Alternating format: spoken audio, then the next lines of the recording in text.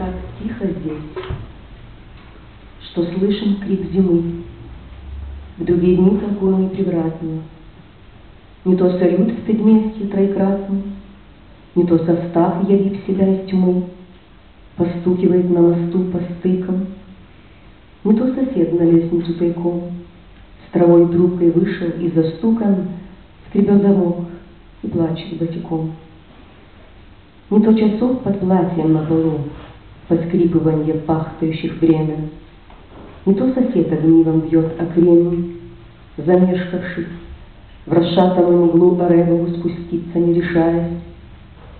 Шуршат в стене мышиная выска, сама с собой паркетная доска беседует, о прошлом сокрушаясь.